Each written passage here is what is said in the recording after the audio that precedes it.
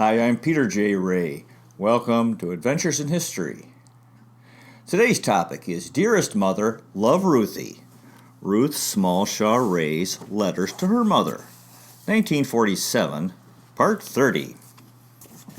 Florida School for the Deaf and the Blind, St. Augustine, Florida, June 13th, 1947. My dearest mother, what a nice surprise it was to arrive back and find a card that a parcel was at the post office. The matrimonial cake was really delicious, dear, and thanks. You're so swell to me. It seems just about this time last year you sent me one too. It really traveled best of all the parcels. I've meant to write sooner after I got back from Pensacola, though. The trip was fine and I slept quite well. Used to sitting up sleeping by now, I guess. I had to wait about an hour and a half in Jacksonville, so I didn't get to school until 9:30. Marion had arrived back about 8 o'clock and apparently had a terrible trip. Apparently they'd put an extra pupil on her train and no ticket, and she had an extra ticket, but for the wrong place. So one little boy had been taken to Georgia by his father and the mother in Tampa, separated. Got hysterical when no child arrived. Quite the mix-up. Marion didn't have nearly as many stops as I, and the trip was quicker since she was on the Streamliner. However, she didn't finish distributing her kiddies until 10:30, as so many had no parents to meet them. Also, one little girl was bad, and Marion had to spank her, which always makes it more unpleasant. So I guess I was pretty lucky after all, although I did have all my tickets checked with the names of the pupils before we left. Marion got herself a new evening dress in Tampa for our reception. White sheen, quite cute, very fluffy. Also a couple of cute blouses and shoes and pajamas. We went into Jacksonville the next day, as I had to see about renewing my passport, and I had to get a summer hat. The next day, Miss Marshall, Zoe, and Miss Moore had a tea for the teachers at the Women's Exchange, outdoors and very nice. Johnny and I went to Surfside with his brother and his wife, Mac and Eileen and another fellow, and had quite a good time. A fellow I met over a month ago at art class came back from Tennessee, and a boyfriend of the fellow Marion's been going out with have both been taking me out this week. Mostly shows and a ball game, and we're going to one tonight, if it stops raining. We've been going out to the beach quite a few afternoons when it doesn't rain. I've been getting burned in spite of slathering on suntan oil, supposed to screen out the rays, but it's worth it. The ocean is so wonderful, Mother. Yesterday it was so windy and the waves really huge and a really strong undertow. I do wish that we lived right out there. Maybe when we get a car. As it is, the buses don't come in until 9:30. I've really been working, getting my art display up, and am fairly satisfied with it. Not the thrill I used to get out of it, though. A lot of people have said it's the best thing we have, and one teacher said the butterflies my kiddies made were the cutest thing in the convention. Zoe said, "Ruth, I want you to know I appreciate very much all you've done, and I'm very pleased." First supervising teacher that ever gave any credit. Boy, they certainly have a bunch of lazy teachers, though. If they teach school like they've sat around this week, no wonder we look good in contrast. They sit for an hour and complain about the heat, and then take recess off from doing nothing. It's not that I even care, but I don't think that I could be that lazy. Yikes. Our convention program came out and the campus drawing is in the back. I'm not too satisfied with it either. Like to be able to do it over again. Anyway, Marion said some of the teachers thought my name should have been on it for credit. Funny, but I forgot about anything like that long ago. It's the Dr. Andersons that like to see their name in print and save anyone from that. I really am pretty worn out. This climate does drain your energy. Marion's sleeping now and has been off and on for the last couple of days. We'll be glad when holidays come. I don't know if I'll go to Cleveland or not. It's $95 tuition for only 2 classes.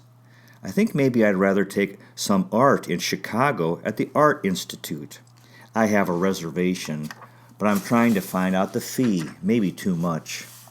I've managed to save $825 and have another check to come in case you wondered. In between times, I've been trying to get my trunk and drawers cleared out, and it wasn't too bad as it usually has been. Monday I work from 12 to 4 on information. They had me down to work until 7, but I can't as from 7:30 to 8. Marion and I help usher at the reception, all the single teachers. That'll be great in evening dresses. We pour punch from 10 o'clock to 10:30 and then a floor show and dancing. I think I may ask Johnny to come for the dance. Oh, English and Thelma are married after all. They've announced that they went up to Georgia 3 months ago, probably. I guess the family isn't so crazy about it. She's cute, attractive to fellows, but dumb. Of course, that's the way it is. He's sort of like that, too. Johnny's always so cross because he shirks his responsibilities. I'm sure glad that Marion wasn't the one when he wanted to go to Georgia last fall and get married. And I'm sorry Buddy's parcel would be late. Why is he going to Saskatoon? He never said. I'm sorry I missed Father's Day, but I haven't got a clue. Write soon, dear. Love, Ruthie. P.S. About Connie. Yes, she'd mentioned a boyfriend who was a farmer and has a nice car. I told her that I certainly hoped she'd travel a bit, and if I had her qualifications, I'd like to see a bit of Europe as a nurse can go anywhere.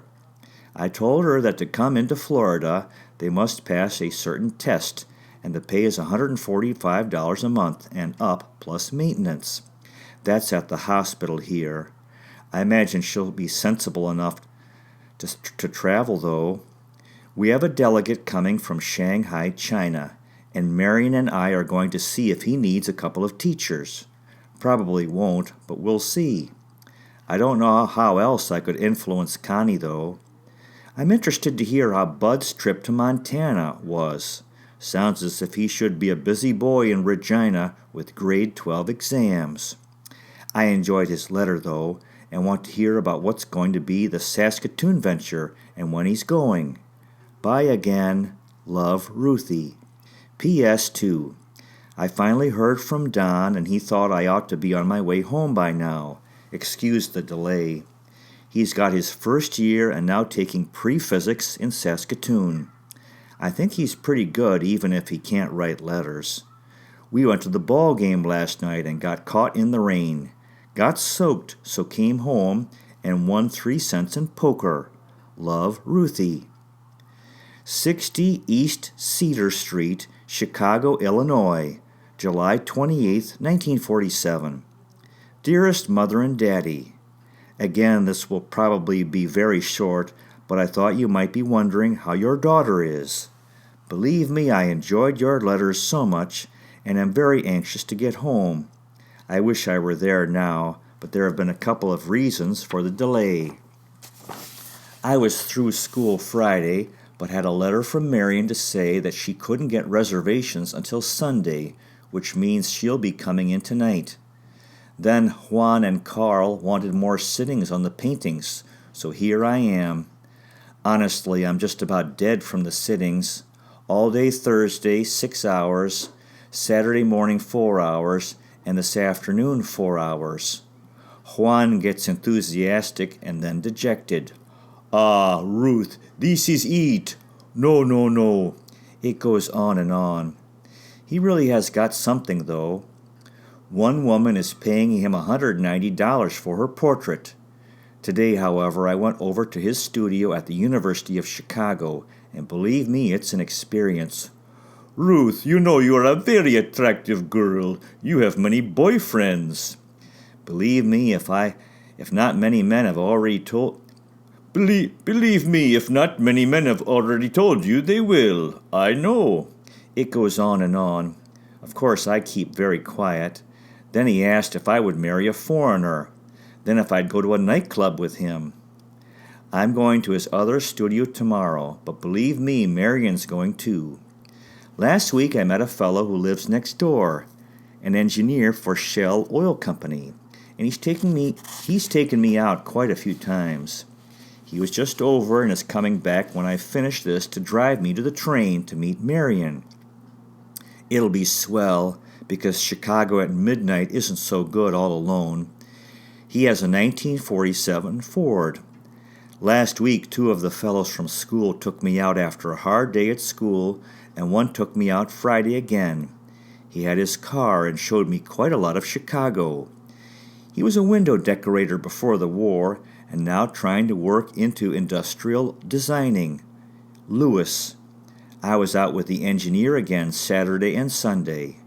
Lewis took me through the Art Institute in the afternoon. Oh, it was so interesting seeing the real paintings of Gauguin, Van Gogh, Reynolds, Corot. Mother, it really thrilled me. He brought me a gardenia corsage and was expecting me to stay out that evening to go dancing, but I had a date with the engineer. We went to see Calcutta. You know, I'm really looking so tired. I think modeling is very tiring. It really seems corny when in the middle of the things they tell you, you look lovely. Never. So, sweetheart, this is the skeleton of a letter, but details we never lack when I can throw my arms and talk to Mommy again. I told Juan tomorrow was final. He took 2 pictures to try to finish from. It is a pity, Ruth, you leave so soon. He seems so sincere. He's so cute. He paints with his hat on. I just about split. The engineer says he's coming to Florida for his holidays at Christmas or January. He's arranged for his boyfriend to go out with Marion tomorrow night, so hope it works out. Then I hope to be home. That was so cute of Joyce and the ring. Must tell Marion. I heard from Connie. She's going to England with her mom in October. Winnie has a job as household science supervisor. Good. I love you very much, and be seeing you. Love, Ruthie. 21A Myrtle Avenue, St. Augustine, Florida, September 12th, 1947. My dearest mother, I've been looking for a letter from you, dear, and wondering how you are. Being back in Florida is like being in another world. It's impossible to keep track of time. It just slides by. Oh, but is it ever wonderful. I'm so happy to be back, especially under these circumstances. The apartment is so nice, and my room at school is too. I'm so fortunate to be having the beginner class. 11 boys so far, and only 1 little girl. I never knew a person could get so tired playing blocks all day. You see, we begin with sense training, putting blocks and sticks into graduated sizes, matching puzzles of increasing difficulty, and fitting pegs into boards. So far they've been so good. It's amazing. In behavior, I mean. The other beginning teacher, Mrs. King, said it's funny how she got all the noisy ones, and I got the quiet ones. It's been so sweet to have my last year's pupils want to come back. Makes the whole business worthwhile. My, but they've grown. Marion brought her class down today, and it is such a shame. Big, dumb kids. Oh, I'm so lucky. She just went down to see about our phone. They said we could get it right away. Another lucky break, as usually there's a long waiting list. But you know Marion. She threatened that Dr. Settles specified we needed one. It's been very hot, melting paint almost. Yesterday all my little boys wore to school were bathing trunks, no shoes or socks. I certainly did envy them. Now, however, it's pouring so hard I can't see the house next door, worse than that hailstorm. It's almost like a temperamental person. When we leave for school in the morning, it's so beautiful, sun shining and bushes covered with big tropical flowers, but the fury of that rain now. Guess that's the end of the ball game tonight. We're going to Surfside tomorrow night anyway. It was so nice to see Johnny again, and he seemed glad I was back. In a small town like this, everyone knows everything, and it didn't take long for people to tell me that he hadn't taken anyone else out all summer, which he verified. Nice to hear, anyway. I never thought I'd ever get thrilled over a stove, but after sharing a kitchen, this seems like heaven, and I actually enjoy cooking so far. We have built-in cupboards under the sink, too. Did I tell you that Mrs. Zinken had put flowers on the table for when we got back? People are so swell. I teach Sunday school Sunday morning, 26, 5, and 6-year-olds, but Mrs. King said she'd come out to help. Nice of her. Well, darling, it's so nice to be back to school and feel like I'm some use again. But I do miss Mommy and hope you'll come to see me. I love you, Ruthie. P.S. Mommy, just an extra note for you only. It was so nice Auntie Norma and Celia seemed a bit like seeing you. I just loved Auntie Norma's boys, but I don't think I made much of a hit with Nadine. Auntie's Al is thin, and I doubt if it's serious, although he is quite considerate with the boys. They do need more discipline, but then I'm just an old maid schoolteacher and getting stricter every year. I wasn't so happy on the trip as I should have been due to circumstances. I guess things work out for the best, and maybe I'll be happier here now, knowing that I've no reason to wish being in Saskatoon. A person has to wonder, and it's still a tender issue. I want to apologize for being so while I was home. I love you, Ruthie. P.S. 2. Mother, I just must get these confidential few lines to you so you'll realize how I really am. Honestly, Mother, I've actually begun to snap out of it, and I feel like a brighter, almost new girl again. I feel terrifically ashamed of myself during my visit at home and wish I could begin my trip again to prove to you that you haven't an altogether gloomy daughter. I'm so sorry I was so morose and touchy while I was home. Maybe it's my own cooking that's putting on weight and making me feel better, but more likely it's because I realize how foolish it is to look back until I'm 65 at least. People can always give advice, but it's only until you go through a period like that you realize what the advice means. Keeping busy is so good, and I have been. I really am glad I went up to Saskatoon. It proved that I could clear my complexion and keep it clear, and I've quit using anything but powder and lipstick. Amazing but true. Then it was so swell to know Buddy again. At least that's the way I feel at the moment, and I do love you even though I didn't show it while I was at home. Love, Ruthie. St. Augustine, Florida, September 1947. Dearest Mommy, ah, sweet mystery of life. This is what you've been wondering about, and I hope you'll rip this up and at least keep it quiet, dear. I wrote a complete account to you midst tears while I was in Saskatoon, but decided to destroy it and write again when I was more normal. I'm glad I did because in the face of a new year teaching, new surroundings, it doesn't seem quite so important. It was a very unfortunate meeting with Don. I can blame some of it on circumstances, but not honestly. The thing is that he has another girl in Saskatoon. I think he should have told me, but he said that I left blanks in my year here that he knew nothing about, and that I fully realized when I left the way things might be. Also that I had no intention of returning to Saskatoon. Probably it's my pride that's been very badly hurt. We also discovered that there's so little in common now. His friends have changed. Oh, but that's all excuses. It did bother me very much and took a lot out of the joy of the trip.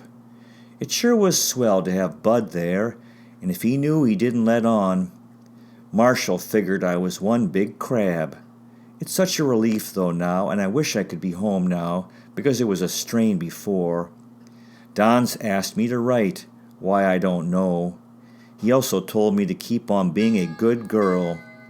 So that's the story, and I'll be able to tell you any details you'd like to ask. I love you, and I'm sorry I've been such a baby. Love, Ruthie. P.S. Mother, just another note for you, dear. Thanks so much for the few words of console. It still seems like it couldn't have been, but it must. Sometimes it seems so much harder to change things than to let them be. Funny, though, how much more fun it was to go out with Johnny when I thought Don was there. Now Johnny seems more serious, asking how things were in Canada. I didn't think he even thought anything. Also, what I'd think of him driving home with me next summer. If I'd be content to live the rest of my life here. See, to get things more on an unserious level. What you can't have you want, and vice versa. Keep talking to me. I feel I need a lot of deep advice. Funny. I love you, Ruthie. 21A Myrtle Avenue, St. Augustine, Florida, September 24th, 1947. Dear Bud, very nice to get your letter, and is it ever swell that business is prospering? I was wondering how your convention turned out, and it sounded as if you really enjoyed it. Too bad that it was too muddy to drive back, though. I suppose Don will bring the car up when he gets back from the Winnipeg convention. You've had quite the experience already with your trips home in the car. Mother mentioned that she thought of going up with you. Like to see that. Now I'm wondering if Lottie Pine has invited you over yet, and if you enjoyed yourself. Say hello to them for me if you do see them. Honestly, Bud, Mother was really thrilled with the brush and comb set. So nice of you to give it to her. Incidentally, the raincoat has definitely come in handy with all the rain we've had lately. Yes, Mother wrote that she was worried about the hurricane down here. It was bad, but it didn't hit St. Augustine. There was about $5 million damage to the citrus crop alone further south. Miami and Palm Beach were quite badly hit. The hurricane went from the Bahamas to Cuba, then hit the south of Florida, swept across the peninsula to the Gulf of Mexico. Then it turned north up to Pensacola and New Orleans, and swept straight up, dying out in the north. Yesterday, another with winds of only about 60 miles an hour, the hurricane was about 120, came up and hit Tampa, and back across and hit north of St. Augustine, going up to Georgia and North Carolina. So all around, St. Augustine merely got the fringes of the storm. One night, though, it was bad enough to wake me up, and since it takes 3 alarm clocks and Marion to get me up, you know how bad the storm was. It was quite eerie seeing the palms bent so from the wind, and the rain really came down in sheets. We went to school as usual, though. I'm really looking forward to seeing the picture of you Mom's promised me. Marion gave me this pen. Nice fine nib, isn't it? Schaefer. She wanted so badly to get me to go out so she could bake my birthday cake, but I've been having such a good time with the oven and was cooking. So she bought the cake and put candles on it. 23, quite a bonfire, and probably the last I'll have. Johnny took me to the Alhambra and Zanzi's before we went dancing at Surfside's, so it was a nice birthday. Incidentally, I've tried to bake quite a few things in the oven.